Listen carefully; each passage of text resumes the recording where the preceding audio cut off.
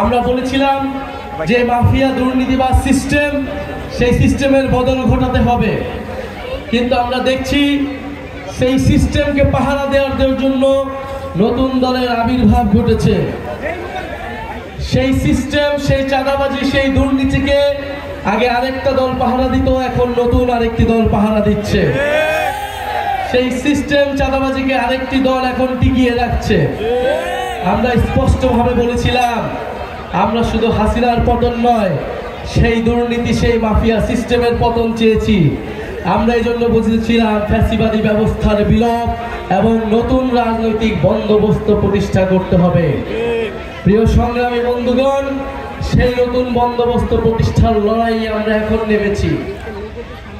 অভ্যুত্থানের মধ্য দিয়ে যেহেতু এই ছাত্র নেতৃত্ব, এই তরুণ নেতৃত্ব সেই সিস্টেমের পতন ঘটাতে চেয়েছিল, তাই সেই সিস্টেম কখনোই চায় না এই নেতৃত্ব, এই অভ্যুত্থানের নেতৃত্ব কোনোভাবে দাঁড়াক, কোনোভাবে রাজনৈতিকভাবে টিকে থাকুক।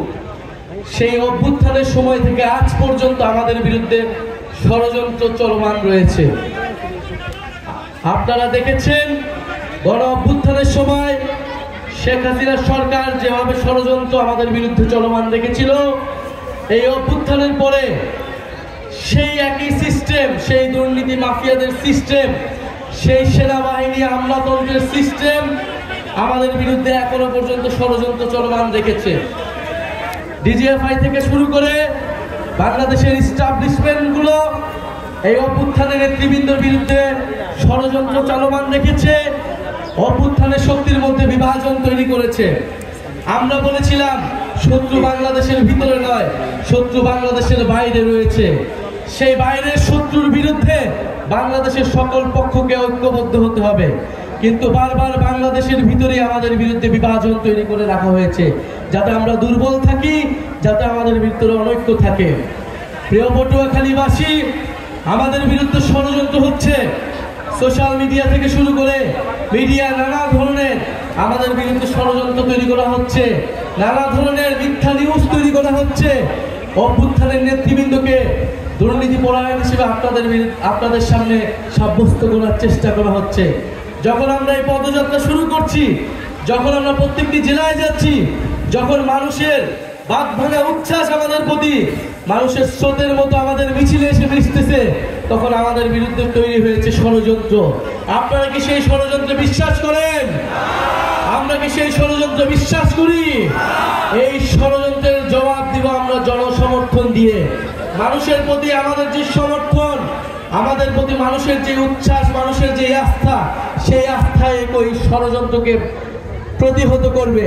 প্রিয় পটুয়াখালীবাসী, আমরা বলেছিলাম বাংলাদেশে মুজিববাদ একটি বিভাজন তৈরি করেছে। মুজিববাদী সংবিধান বাংলাদেশ রাষ্ট্রকে এগোতে দেয়নি, কিন্তু সেই মুজিববাদী সংবিধান, সেই ৭২-এর সংবিধানকে টিকিয়ে রাখতে চাচ্ছে এখন বিএনপি। বিএনপি এখন চাঁদাবাজদের দল তৈরি হয়েছে, সন্ত্রাসদের দল তৈরি হয়েছে, মুজিববাদের নতুন পাহারাদার হিসেবে আবির্ভূত হয়েছে। ফলে চাঁদাবাজ এবং মুজিববাদের নতুন পাহারাদার এসেছে।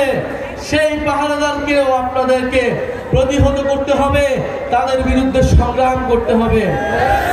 সংগ্রামী বন্ধুগণ, আমরা অনৈক্য চাই না, আমরা বিভাজন চাই না, কিন্তু যদি জনগণের বিরুদ্ধে দাঁড়ায়, জুলাই গণ অভ্যুত্থানের বিরুদ্ধে কোনো শক্তি দাঁড়ায়, তবে অবশ্যই তাদের সাথে আমাদের ঐক্য সম্ভব নয়। প্রিয় সংগ্রামী পটুয়াখালীবাসী, আজকে আমরা পটুয়াখালী থেকে ঘোষণা করতে চাই, যত ষড়যন্ত্রই হোক না কেন আমাদের এই পদযাত্রা অব্যাহত থাকবে। আপনারা ভয়ের সংস্কৃতিকে তোয়াক্কা না করে সামনে এগিয়ে যাবেন। ওয়ালটন এখন দেশের সীমানা পেরিয়ে পৌঁছে গিয়েছে ৫০টিরও বেশি দেশে। ওয়ালটন, ঘরে ঘরে, বিশ্বজুড়ে।